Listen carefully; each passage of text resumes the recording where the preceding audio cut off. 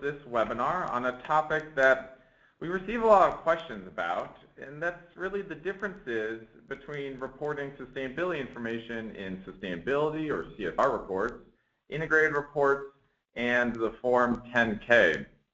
My name is Nikolai Lundy. I'm the Education Manager at SASB, and I'll be the moderator today. And before I turn it over to our presenter, I'll just briefly mention the context for today's webinar. While many know that sustainability information is reported in CSR or integrated reports, not everyone knows that information about sustainability topics is also already being reported in 10K filings and other SEC documents. Information about 70% of the SASB topics already appear in 10K filings we've analyzed. So that's where we're seeing today and where sustainability information exists in all three types of forms. And this webinar is really meant to highlight the important points about each of those forms. So with that, I'd like to introduce our presenter, Doug Park. Doug is SASB's Director of Legal Policy and Outreach. He's an expert in the field. He's the chair of the American Bar Association Corporate Social Responsibility Disclosure and Reporting Committee, and he previously taught at both Stanford University and the School of Business at the Hong Kong University of Science and Technology. So please, Doug, take it away. Well, thank you, Nikolai. That was a really great introduction to what we're going to be talking about today. And I'd like to start with a really fundamental question, which we are often asked, which is, what is SASB's vision and mission? SASB envisions a world where a shared understanding of corporate sustainability performance allows companies and investors to make better decisions and enhances market efficiency. SASB's mission is to develop and disseminate sustainability accounting standards that help public corporations disclose material decision-useful information to investors. And we achieve this mission that includes a rigorous process of evidence-based research and broad, balanced stakeholder participation. The SASB Board of Directors draws on deep experience, credibility, character, commitment, and vision. It includes esteemed thought leaders from a variety of relevant backgrounds, including standard-setting organizations, regulatory bodies, corporations, institutional investors and analysts, as well as academics and foundations.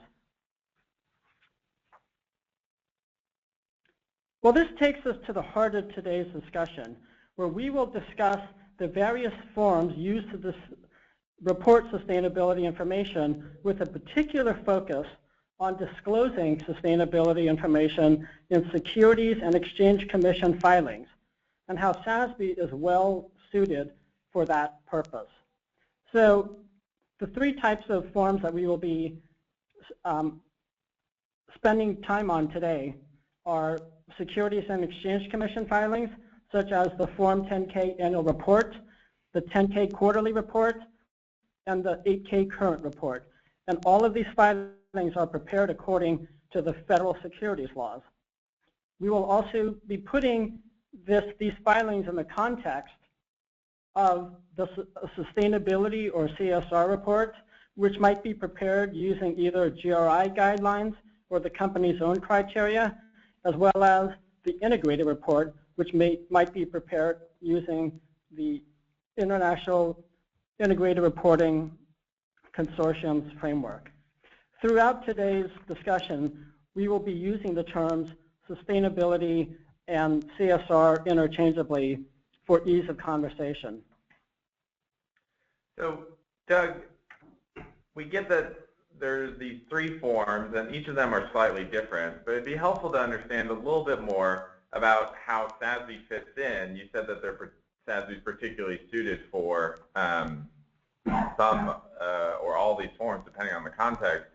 And how can this be valuable to companies? Now, I also want to mention that we're already getting some questions from the audience members, so periodically I'll be jumping in so that we can make sure that we clarify where it helps to get more information. But let's go back to that question about how does SASB fit in? Yeah, that really takes us to another common question. that arises in the marketplace, which is what is different about SASB. There are a lot of reporting organizations and approaches out there, and so in particular, how is SASB, what are the unique characteristics about it? Well, there are 5. First, SASB standards are industry specific. We develop standards for 80 industries in the economy because the factors likely to have a financial impact and to be useful to investors vary by industry. Our standards are evidence-based. They are developed using a rigorous process that focuses on evidence of investor interest and evidence of financial impact regarding sustainability topics. We prioritize the disclosure topics that we identify depending on what the evidence reveals. Third, our standards are consensus-driven.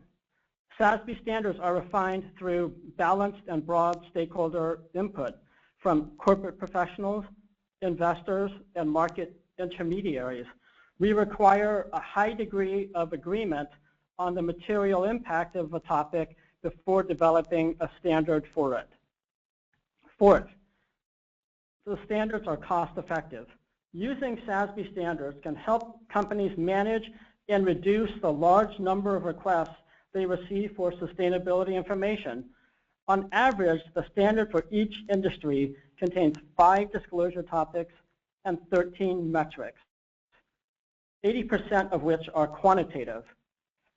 And using SASB allows a company to leverage its existing infrastructure and resources for reporting in SEC filings. And finally, our standards are decision useful. By addressing topics that have evidence of financial impact and investor interest, SASB standards are designed to promote standardized disclosure and the disclosure of comparable information that can help investors in their decision-making process. Well, an important basis for our standards development work is SICS, S-I-C-S. That is SASB's Sustainable Industry Classification System. SICS is different from other industry classification systems because industries are grouped according to similarity in resource intensity profiles and sustainability impacts. And using this system, we have divided the economy into 10 sectors consisting of these 80 industries. To date, standards have been released for 8 of the 10 sectors, with the standards for renewable resources and alternative energy and infrastructure coming soon. The last sector, infrastructure, will have its standards published at the end of Q1 of 2016. Doug, let me just jump in here real quickly.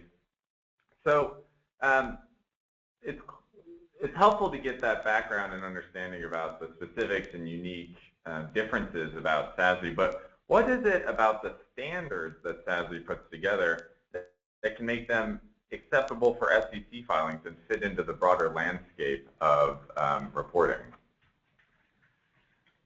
Well, you know, that is actually something I'm going to cover in just a second. Okay, great. So this slide kind of shows SASB in the context of some other organizations, but the important thing that we would like to focus on here is the different target disclosures. That is, the different forms that the organizations are geared toward. And so you see that SASB standards are really targeted for use primarily in mandatory filings with the Securities and Exchange Commission. But this difference in the target forms is determined in large part by the difference in their function. And that has to do with differences in the target audience, which you see under the row target audience, where, again, SASB disclosures and standards are intended to be used primarily by investors, and differences in the definition of materiality, as well as differences in purposes. So in particular, the purposes of the federal securities laws that govern SEC filings are investor protection and efficient capital markets. And those purposes are consistent with the mission and vision of SASB. So Nikolai just asked me, what is it about SASB standards that make them well-designed or appropriate for use in SEC filings? The standards are developed using this robust multi-step process, including research, evidence-based research, and then vetted and refined by stakeholder consensus. But the emphasis is on factors that investors would find useful in making investment decisions. The standards contain metrics as well as technical protocol for each topic. The technical protocol gives guidance on how a company can measure, collect, and report on a metric. Taken together, the SASB metrics and technical protocols provide the means for the company to communicate sustainability performance in a standardized way. Okay, so that's clear, and they're laid out in a way that they're designed for that purpose, but are there actually any requirements around sustainability information being reported in SEC filings? You said that there are mandatory SEC filings. How does that apply to sustainability information and SASB standards? Yeah, so that really raises the question, Nikolai, of how SASB type disclosures relate to mandatory disclosure regulations. And so as an initial point, I think it's important to understand that SASB is not attempting to create a new regulatory regime or new disclosure requirements, nor is a new regulatory regime or requirements necessary. The federal securities laws require companies to disclose certain material information in their SEC filings. For instance, in the description for the management discussion and analysis, or MD&A section, the company is asked to talk about known trends and uncertainties that are reasonably likely to have a material impact. That could include financial factors or non-financial factors. SASB standards will help improve the decision usefulness of the disclosure and analysis of the MD&A of a firm's 10K or 10Q statement by providing more complete and specific information to investors in their SEC filings. And I will say a little bit more about each firm's relationship to the legal and regulatory structure in just a bit. So, Doug, we have a question from the audience, and I think this is the right time to ask it. We've got some other questions that we'll probably ask in a little bit. But one question is, are you saying that SASB is ideally used in conjunction with some of the other standards and metrics, or is it good enough to use as a standalone set of metrics? If it is to be combined, which other framework should ideally be combined with? So let's delve into that a little bit. Yeah, well, actually, that's a great question, and that does bring us to the next topic of discussion, which is that mandatory and voluntary reporting are complementary efforts, while at the same time they do serve different purposes for different audiences. And so on the slide, we can see at the top that sustainability and CSR reporting are about reporting all types of environmental, social, and governance topics of interest to a very broad set of stakeholders in a sustainability or CSR report. And in SEC filings, the focus is really on disclosing material information that is required under the federal securities laws. So that is those factors, for instance, that are likely to affect the financial condition or operating performance of a company, and the target for those for that form, that is SEC filings, is investors. But I think the important point is right in the center of the slide, which is when we're preparing either a sustainability or integrated report and SEC filings, alignment in disclosure across these forms is critical. What does that mean? That means consistency across these reports in describing something as material in particular. So SASB standards, our standard setting process is guided by the U.S. Supreme Court case law on materiality. The Supreme Court has described information as material if there is a substantial likelihood that disclosure of the omitted information would have been viewed by the reasonable investor as having significantly altered the total mix of information. In other words, material information is that which is substantially likely to influence an investor's decision to buy, hold, or sell a security, or how to vote on a corporate matter. So we've got a couple questions here that might be helpful also to dig a little bit deeper in this idea of being complementary and making sure that there's alignment in how the information is reported, particularly around the use of the word material.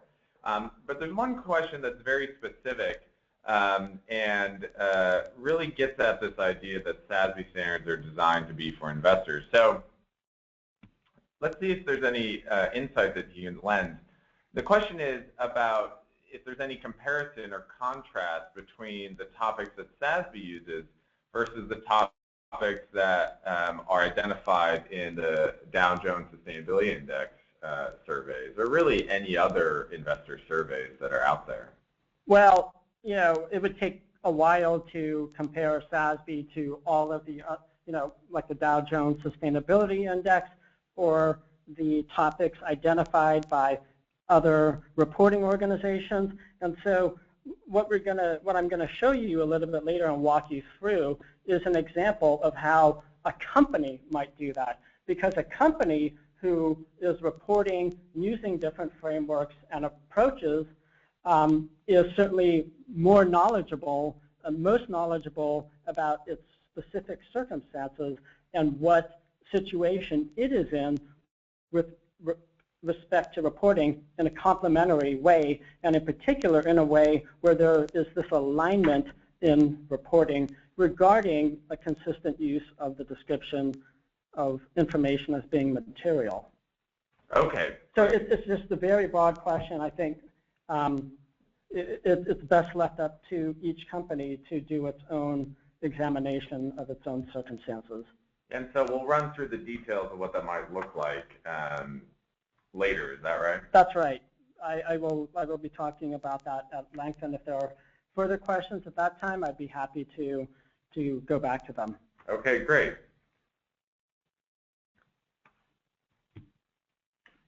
So here you see a summary of the relationship of each form, SEC filings, the sustainability report, and the integrated report to the legal and regulatory structure.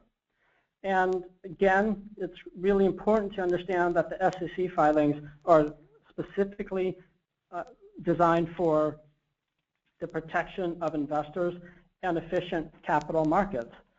And there are disclosure obligations and requirements under the federal securities laws that include, among other things, a description of the business, and there might be a description of how certain sustainability factors are key to the company's business model. There's also an obligation to disclose environmental liabilities above a certain threshold of monetary liability, and the risk factors that might make investment in the company risky or speculative, and those risk factors include both financial and non-financial factors.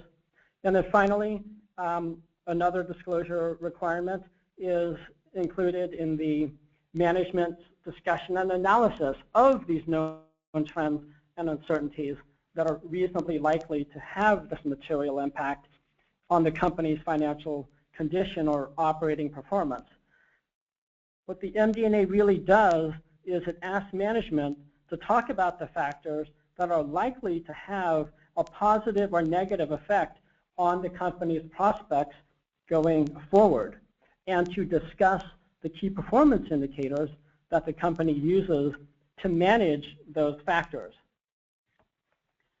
And finally, as we described in a previous webinar, using and describing the term material in inconsistent ways across different forms could have potential legal implications. So one question popped up that relates really around what you described with the MD&A, one of the sections of the Form 10K, and how it's clear that sustainability information may be able to fit in there, but there's no required standard or no specific protocol by which that can be reported. So how is it that companies are currently doing it, and to what extent can SASB standards fit in or not? Well, in terms of current practice, what we see is that the most common way that companies disclose sustainability information is in a very, at least in Form 10 SEC filings, is in a very generic and boilerplate way. And the examples that I will show you in just a bit illustrate that point and show actually kind of a very interesting way that companies are disclosing information in their sustainability report compared to how they are doing it in the SEC filings. And the comparison really brings out a lot of important lessons for companies in trying to achieve alignment and consistency in reporting across the different forms. But the most common practice, just to summarize, is boilerplate and generic disclosure in SEC filings. Okay, so you're saying that sustainability information is appearing both places. One question is, does the appearance of sustainability accounting mean we will not hear any more about social responsibility or CSR sustainability reports? Absolutely not, no. They are, the types of reporting are, they have different purposes and different audiences, and they both have very important audiences and purposes. And so it is important, it will be very important for companies, for instance, to continue to meet the reasonable expectations and interests of a broad range of stakeholders, whether those are employees, suppliers, customers, local communities. So the sustainability on CSR report will continue to speak to what those stakeholders care about. It's just that the SEC filings and what SASB is intended to do is really targeted towards the interests and needs of the investment community. Okay, great. Thanks for that clarification. So far, we've covered these topics at a relatively high level, and you had mentioned that we might be able to get into specifics or examples in a little bit. So do you have some that we can look at right there? Yeah, sure. So here we see a disclosure analysis of a type that a company might actually undertake. And what this shows is for a company in the oil and gas exploration and production industry, what the analysis might look like. And so the leftmost column, we see a number of disclosure topics, specifically the ones that SASB has identified for that industry. And then in the following columns, we see different channels in which the company might be disclosing information on these disclosure topics. And in the way that and basically classification for the type of information that is included in each of those forms. So a company might disclose the information in a boilerplate way, in a way that's very generic and could be applicable or descriptive of a large range of companies, perhaps even companies that are not in that industry. They might be disclosing information in a way that is industry specific, that is more particular to the concerns and issues of a company in the oil and gas exploration and production industry. And then a company might be disclosing that information on that topic actually using metrics, whether or not they are SASB metrics. And then finally, the company might not be making any disclosures at all regarding that topic in that disclosure channel. So for each selected topic, SASB recommends that a company assess whether and how it is currently reporting relevant information in SEC filings and other corporate reporting channels. Undertaking this exercise will help the company to identify both reporting gaps and opportunities to leverage what the company is already doing in terms of reporting.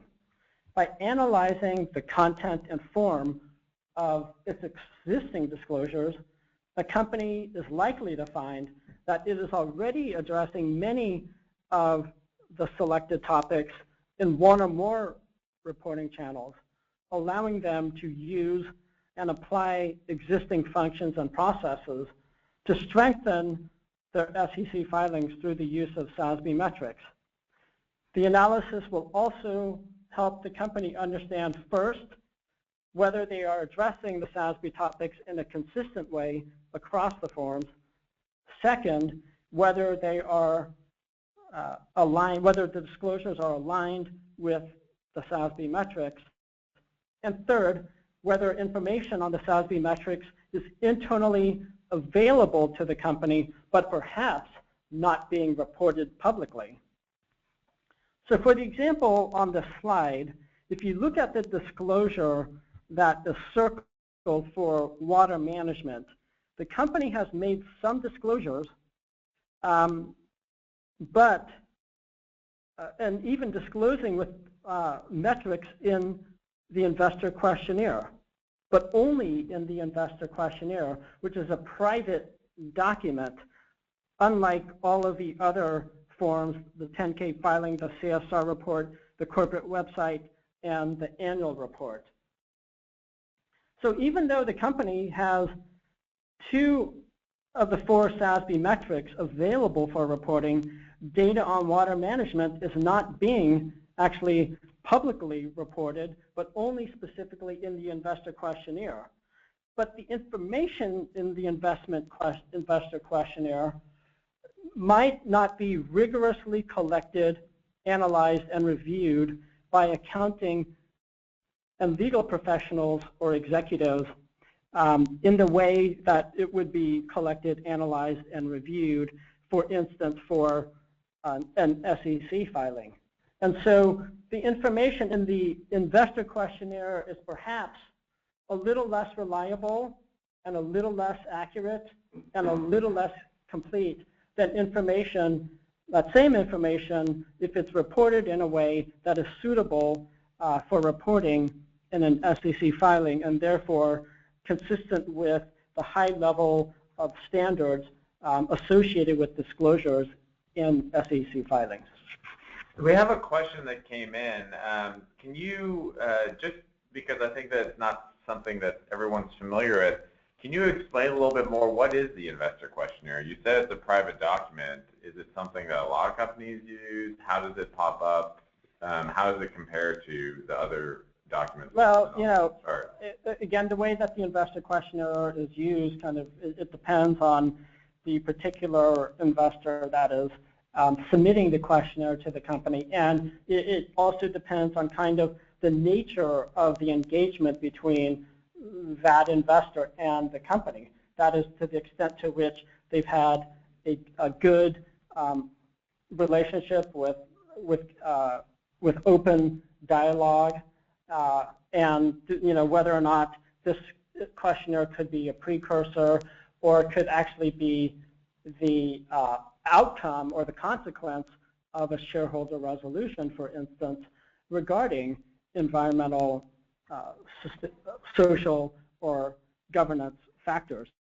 So, you know, the investor questionnaire is going to be shaped by all of those different factors, but it will, you know, it will be something that the investors will ask the company for. Now, again, I want to be a little careful in saying that it's a private document because there are certain restrictions under the federal securities laws, for example, Regulation FD, in terms of what the company can disclose only to one investor and not to the entire community of investors in a timely fashion.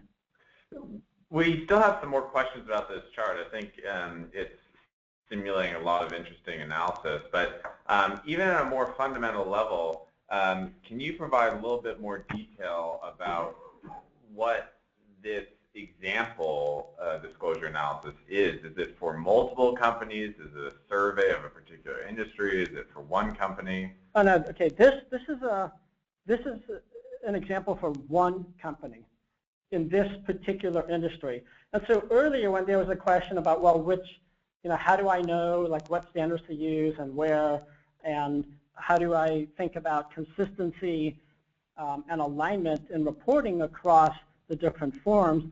This is an example of an exercise that a company might undertake. So again, let's say you're a company in the oil and gas exploration and production industry, and you create a chart like this where you say, okay, for all of the disclosure topics in the SASB standard for that industry, how are we reporting it across these 5 different types of forms or disclosure channels? Now, there might be some others that could be relevant too to your company, but this is just an example. And then the second to right column about SASB metrics is a measure of 2 things. It's one about whether or not the company is reporting using SASB metrics, and secondly, whether or not the SASB metrics for how many of the SASB metrics for that topic are internally available, but perhaps not being reported. Okay, so when we think about this overall topic and the fact that in the context of this webinar, sustainability information is being reported in multiple different forms, depending on the company, depending on the industry. So this is a way that a company can look at different communication channels that it might communicate sustainability information, and then assess to what extent it is reporting that and whether it aligns with SASB topics, SASB metrics, or otherwise. Is that right? Well, yes, but also in terms of this kind of analysis can also help the company understand whether or not its own reporting is consistent across these channels. And then it will be able to make decisions, its own decisions, if there is inconsistency, why there is inconsistency, and whether that inconsistency should be addressed and how. So let's dive into that topic of consistency a little bit more.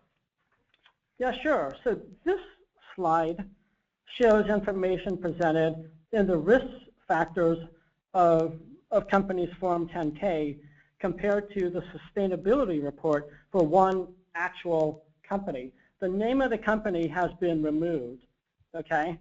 But note that the disclosures in the sustainability report, which is intended for a broad range of stakeholders, are actually more detailed than disclosures in the 10K form, which is intended for investors. In the sustainability report, the company is reporting on metrics that actually mirror and are almost identical to the SASB metrics for that company's industry on those 2 topics, which are for this company, product design for waste use efficiency and health, safety, and emergency management. Well, what's interesting is that investors are probably in greater need of fine-grained information to assist with their decision making. And the information in this company's 10K, for instance, can be made decision useful for our investors by making it more company specific and detailed using SASB metrics. And so the two right columns, the sustainability report and the SASB metric, it shows which SASB metric is being used to, although the company is not citing the SASB metric, the information given aligns very closely with the SASB metrics in the right-hand column. But if you look at the disclosure in the leftmost column, which is in the company's Form 10K statement, the language is very broad. It's probably industry-specific information, at least for health, safety, and emergency management. But if you look at the disclosure for company design and use-based efficiency, it's probably closer to boilerplate. And in both cases, the disclosure could be made more effective and detailed if the company used SASB metrics. Okay, so that's an interesting analysis of how this is playing out even today. And we have a question that thinks about the fact that we're talking a lot of reporting sustainability information in SEC filings for the benefit of investors primarily, and the fact that sometimes there's not always consistent information reported in different reporting channels. But would you ever see a lawsuit brought against a company for not disclosing this type of sustainability information? Well, actually, that's a very interesting question, because in fact there are ongoing well, to be accurate, the New York State Attorney General has launched investigations into the climate risk disclosures of Peabody Energy and ExxonMobil, and those disclosures have included disclosures in different reporting channels. The common thread of these investigations is whether the companies either misrepresented or omitted to state a material fact. So Peabody Energy, a large coal company, recently settled with the New York Attorney General, and the company agreed to disclose in its next 10Q quarterly filing with the SEC the company's internal projections about the effect of climate regulations on its business.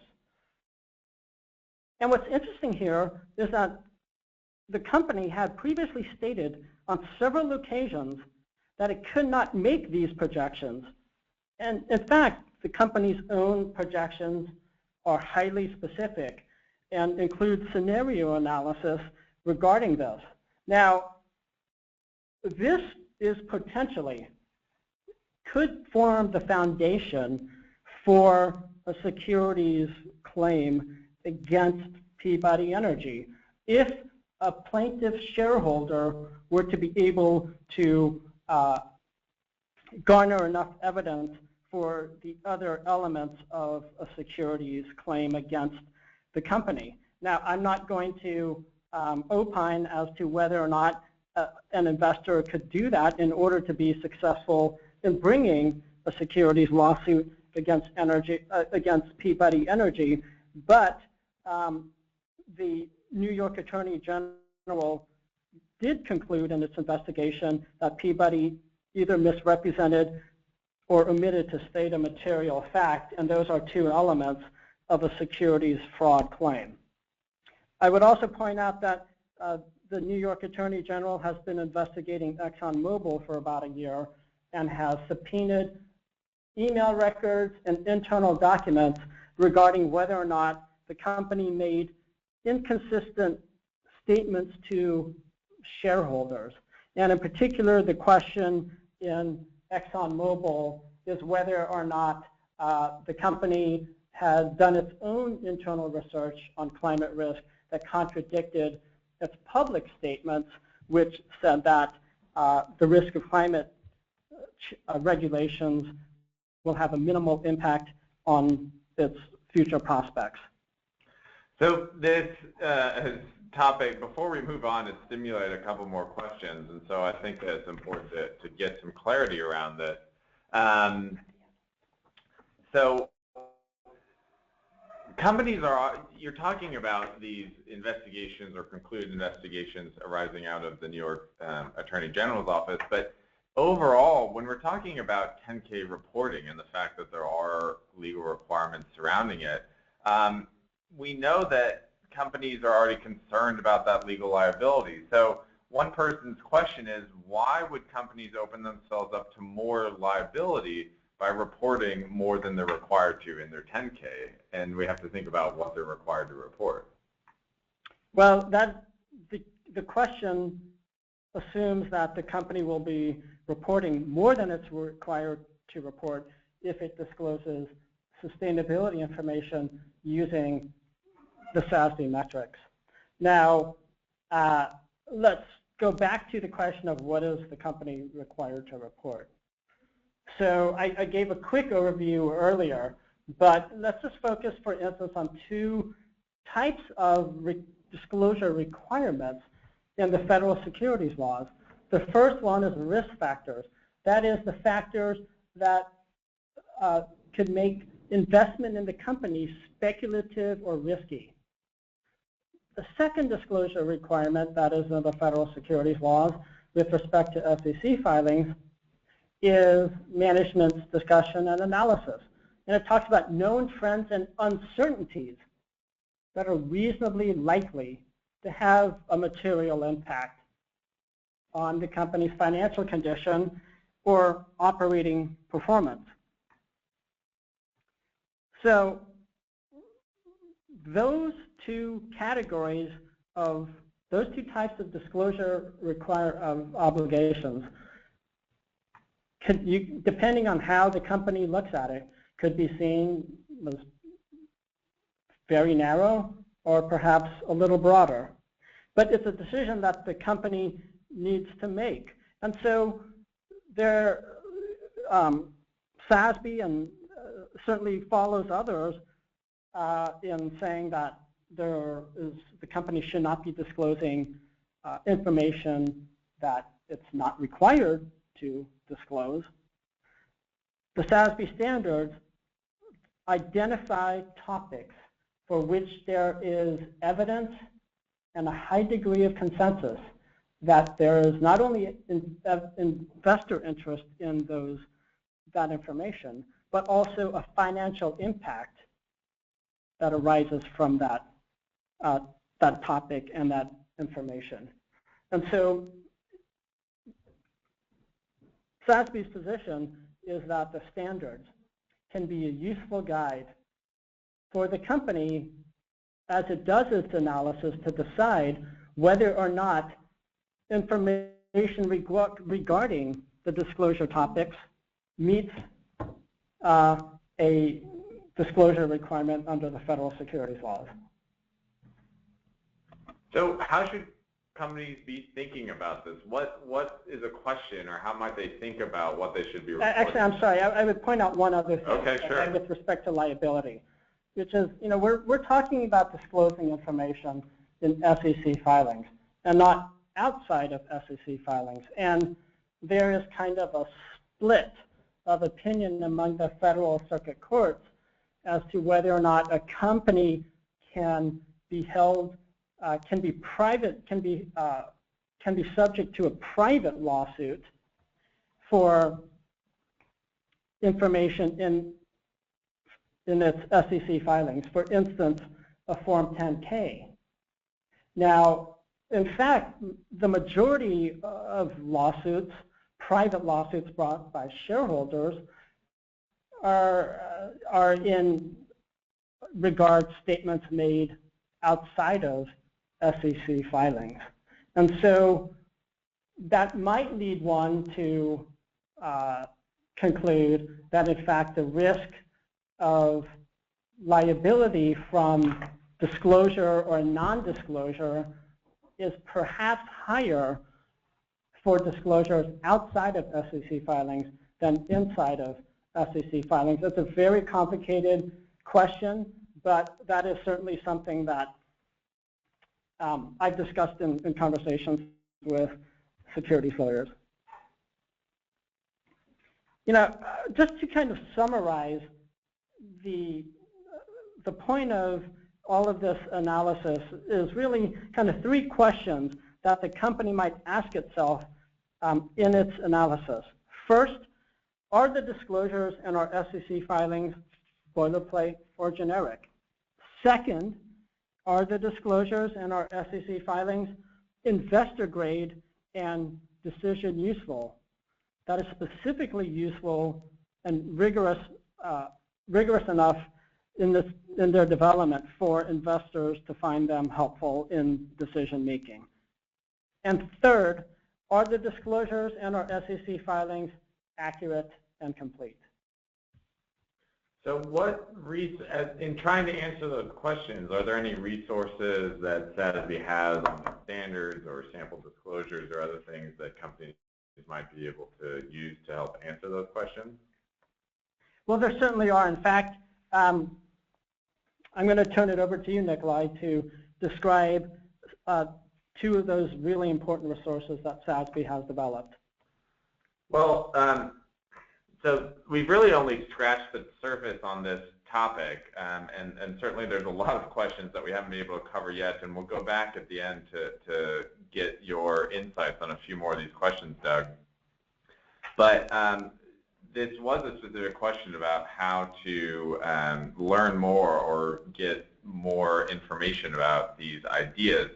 And so we want to point everyone in the webinar to a couple resources where they can really get a handle on what's appropriate for their company. And so the first is a new Fundamentals of Sustainability Accounting Credential, the FSA Credential. This is a professional certificate program that is broken up into 2 exams, Level 1, which is available now, and Level 2 in development that is to be released next year. And this really provides the context and understanding for materiality and sustainability and how sustainability information, specifically around the SASB standards, can fit into the current landscape for investor use of sustainability information and corporate financial reporting and disclosure requirements. And so we've already seen over 180 people sign up for that, and certainly many others that are considering whether or not this makes sense for them as they try and grapple with this evolving and increasingly complex understanding of how sustainability fits into the capital markets. Now, the next resource that is available coming next month is guidance on how companies can integrate SASB standards into their disclosure processes. This is what we're calling the implementation guide for companies. We've had many types of requests for this sort of guidance, and we're excited to make it available on our website next month. So there'll be more to come on that, but these are just 2 of the resources in addition to a host of others on the SASB website.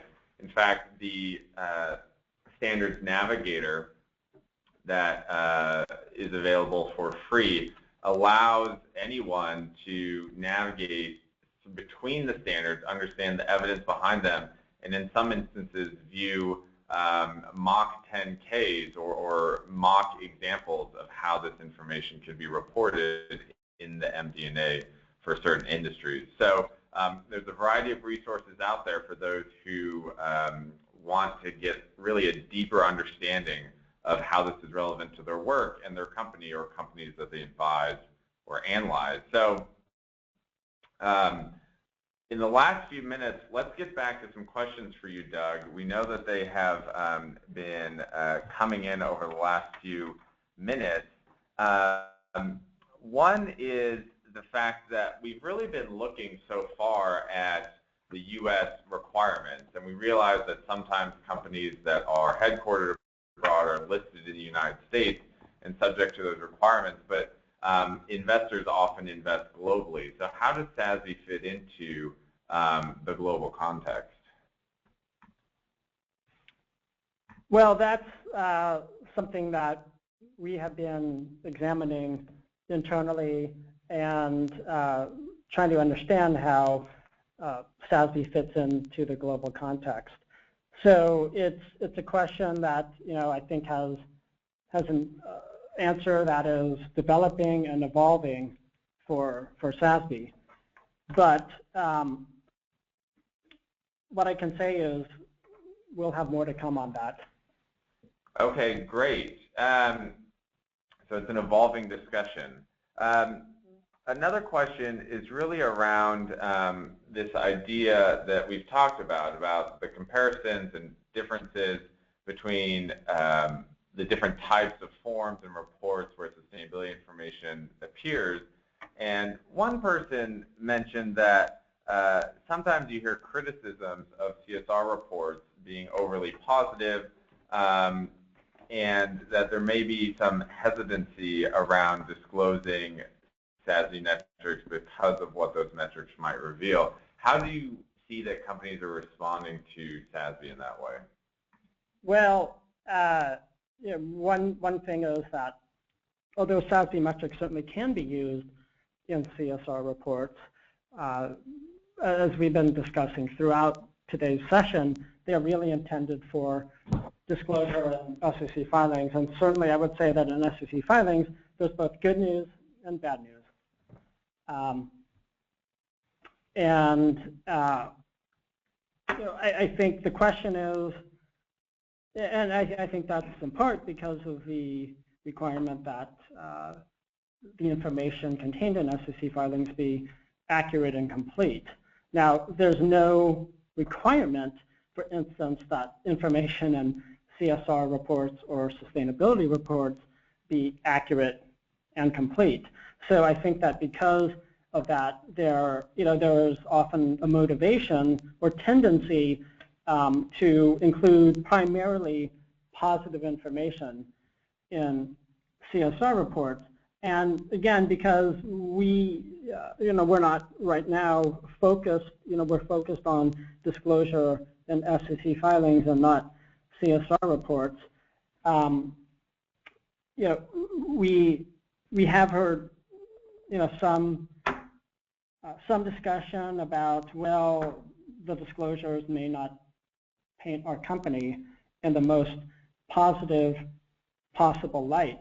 But I think a lot of that has to do with, what a company can do is, in its discussion, talk about its efforts to improve. And I think shareholders as well as stakeholders more broadly, understand that company, for instance, is unlikely to be a high performer on every single sustainability topic. And so, what's important is that the company talk about its efforts to improve and be transparent in doing so.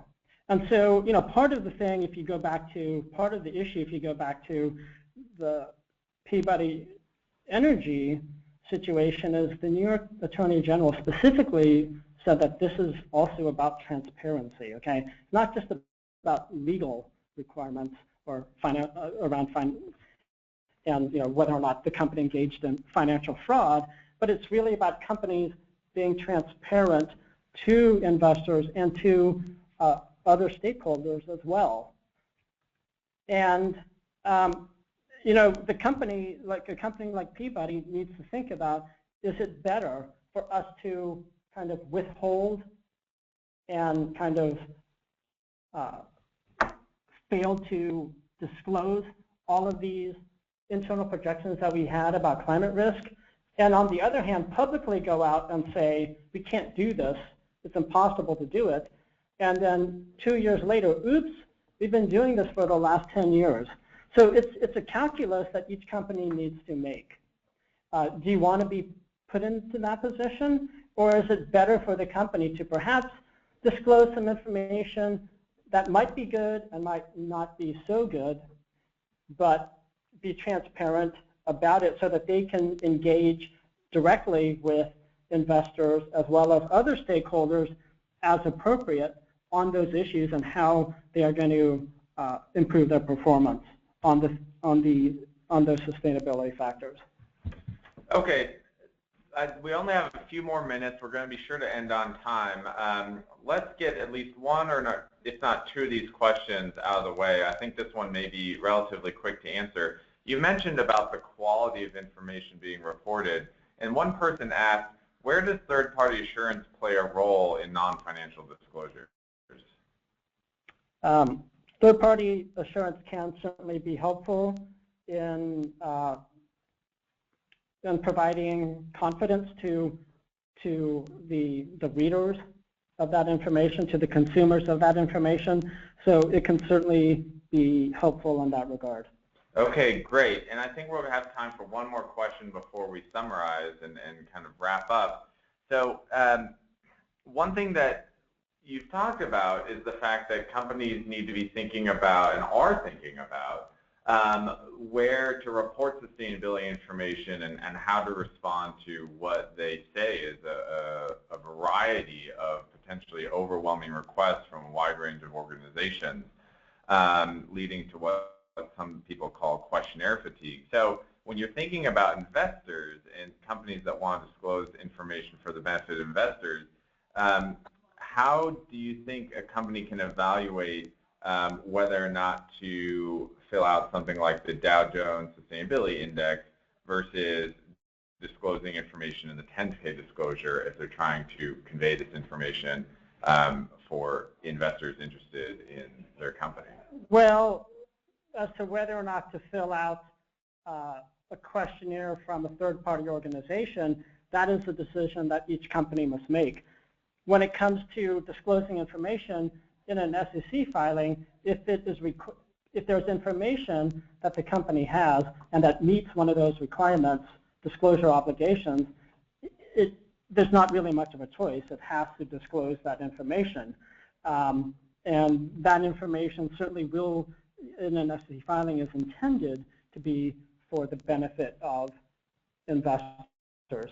But as to other types of questionnaires or surveys, that's the decision that each company needs to make. However, it could be the case that in making a more careful examination of what the company might need to disclose under the federal securities laws, that might help it also be more efficient in reporting to other types of organizations.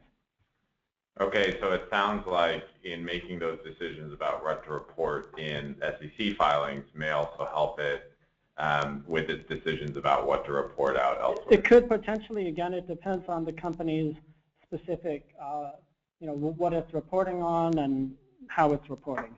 Okay. Well, we are basically out of time, and certainly there were a few questions that we weren't able to get to, but I think that we were able to cover really a wide range of issues thinking about how sustainability is already reported in different forms. So if you have kind of a closing thought, that would be great. Well, the closing thought is simply this. It could be very helpful to a company to do this disclosure analysis and to see whether or not, or to what extent, its reporting is consistent and aligned across different reporting channels. Okay. Well, thank you so much for weighing in, Doug. As always, we learned so much in thinking about these issues from you. And thank you for all of you who submitted questions that really shaped this conversation around what would be helpful for you to learn. So we will be posting a recording of this webinar as well as the slides on our website in the coming days. And we have another webinar coming next month, specifically about questions we've been receiving for the FSA Credential. So thank you all for joining us, and we look forward to continuing the conversation in the coming weeks and months. Have a great rest of the day.